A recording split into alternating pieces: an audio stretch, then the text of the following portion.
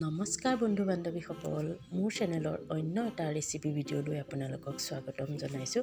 আজি কেইবাদিনো হ'ল ৰেচিপি দিব পৰা নাই, ঘৰুৱা কিছুমান অসুবিধা আৰু ব্যস্ততাৰ বাবে।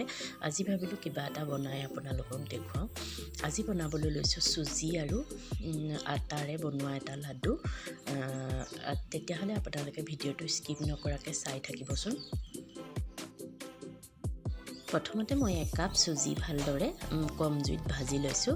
আন এখন কেৰাহীত মই আধা কাপ আটা লৈছোঁ। আটাখিনিও মই ভালদৰে অকণমান ৰঙচুৱা হোৱালৈকে ভাজি ল'ম।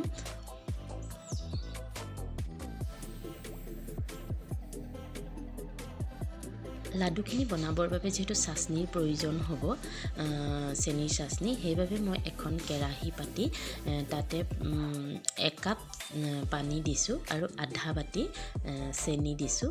এইখিনি মই এতিয়া ভালদৰে আধা বাতি চেনি দিছোঁ। এইখিনি মই এতিয়া ভালদৰে চাচনি বনাই ল'ম। তাতে অকণমান ইলাচি লঙৰ গুড়ি দিম গোন্ধটো ধুনীয়া হ'বৰ বাবে।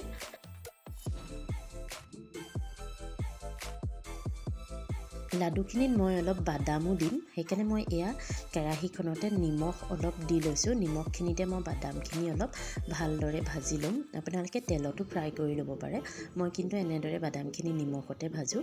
এয়া বহুত ধুনীয়া কুৰকুৰীয়া হৈ যায়, খাবলৈও ভাল লাগে। এয়া মই বাদামখিনি ভাজি এখন প্লেটত মই বাদামখিনি উলিয়াই লৈছোঁ নিমখখিনিৰ পৰা।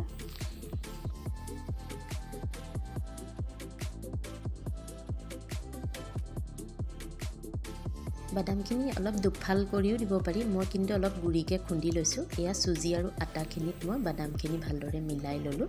তাৰপিছতে চেনিৰ চাচনিখিনি যে বনাইছিলোঁ, সেই চেনিৰ চাচনিখিনিত চুজি, আটা আৰু বাদামৰ মিক্সাৰখিনি দি মই ভালদৰে সানি এয়া লাডুখিনি বনাইছোঁ। লাডুখিনি এয়া বনাই হৈ গ'ল। যদি আপোনালোকে ভিডিঅ'টো চাই ভাল পালে লাইক কমেণ্ট কৰিব, আৰু যদি মোৰ চেনেলটো আপোনালোকে ছাবস্ক্ৰাইব কৰা নাই তেতিয়াহ'লে মোৰ চেনেলটো ছাবস্ক্ৰাইব কৰি দিব বুলি আশা থাকিল।